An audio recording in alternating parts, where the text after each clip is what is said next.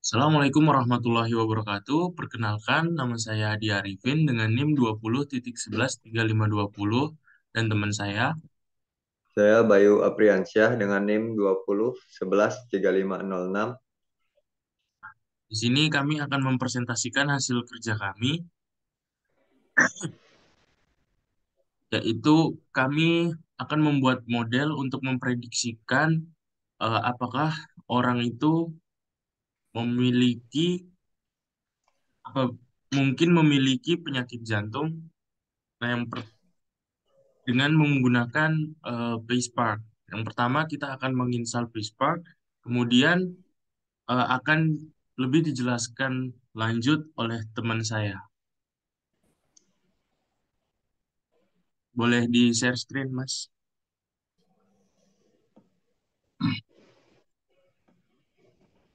Oke, di sini pertama-tama kita menginstal PySpark. Kemudian di sini proses pengimportan libraries. Kemudian di sini untuk membaca dataset yang kita punya yang bernama hard.csv. Kemudian dfraw.show untuk menampilkan data frame pada data aset. Di sini ditampilkan hanya 5 baris. Kemudian di dfraw.select di sini untuk melihat variabel pada kolom hard disk.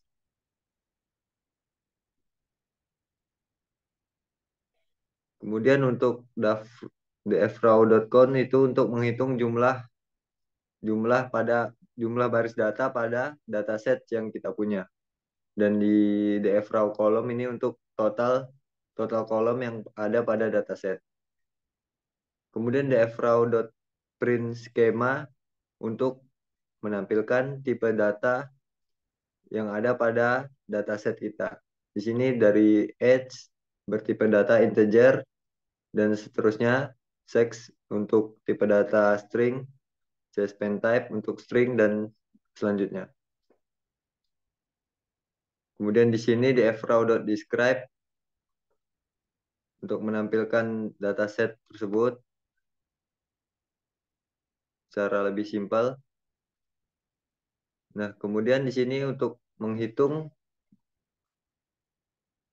distribusi dari kolom hard disk per kolom ya. Di sini untuk kolom hard disk untuk orang yang terkena penyakit jantung yaitu ada sebanyak 508 orang dan 410 orang untuk yang tidak terkena penyakit jantung.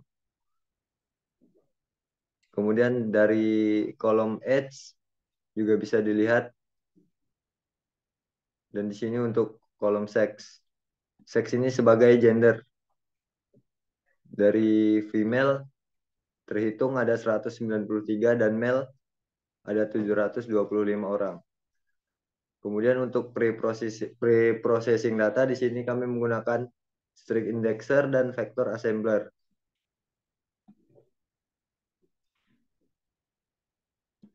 Kemudian untuk di sini string indexer input kolom. Di sini untuk melabeli tipe data string pada kolom sex. Kemudian di sini untuk melabeli tipe data string pada kolom cspan type.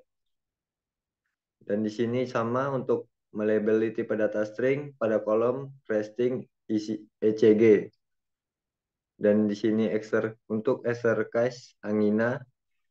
Dan kemudian untuk kolom st-slope.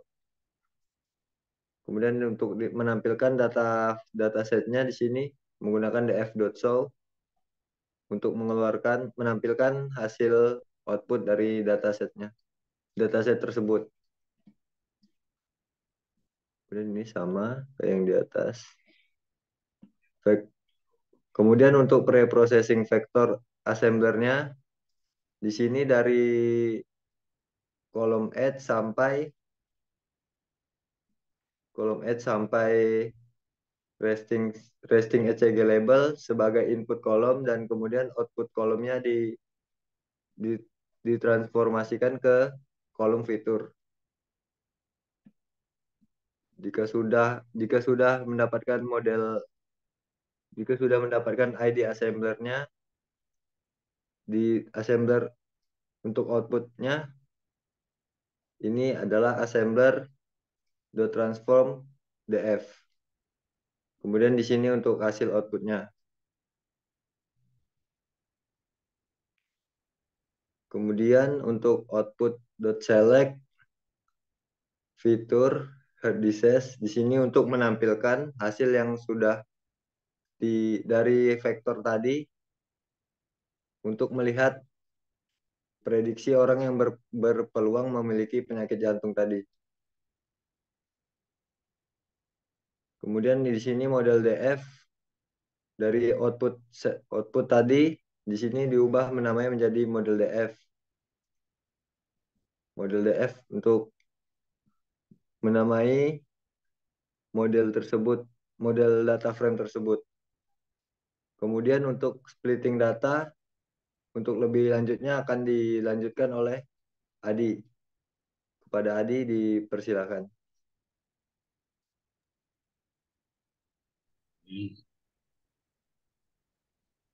Baik. Nah, untuk berikutnya adalah splitting data. Nah, dari hasil preprocessing tadi, kita sudah membuat data frame yaitu model DF dengan kolom features-nya berisi data type vector dan hard disk-nya itu integer. Nah, kemudian kita splitting data dengan menggunakan dot random split. Untuk train DF-nya sendiri, kita menggunakan 70% dari data set tersebut dan 30% dari data set tersebut. Kemudian kita melihat berapa sih jumlah dari train DF itu. Nah, terlihat bahwa ada 623 baris pada jumlah data pada train DF dan 295 pada tes DF. Nah, kemudian kita membuat sebuah model dengan menggunakan logistic regression. Nah, di sini kita mengimportkan dulu libraries-nya, yaitu logistic regression. Namun kita membuat modelnya dengan menggunakan label kolom dari kolom head disease atau variabel independennya. Kemudian kita fitkan ke train DF.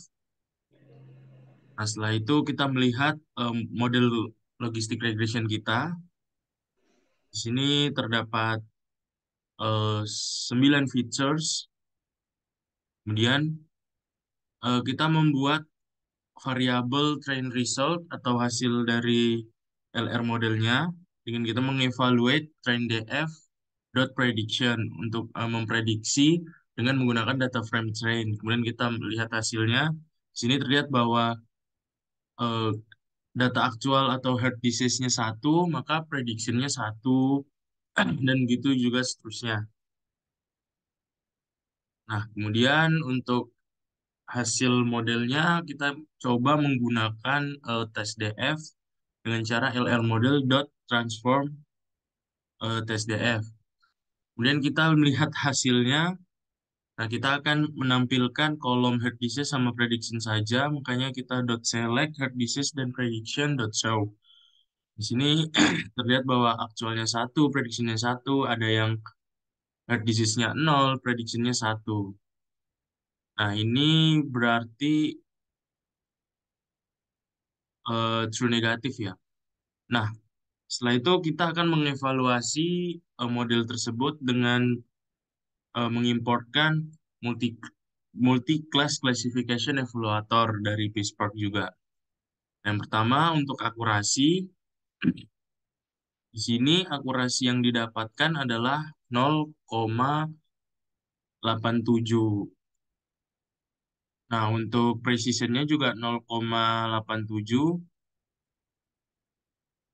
recall-nya juga 0,87 sekian, dan untuk F1 score-nya 0,7 sekian juga.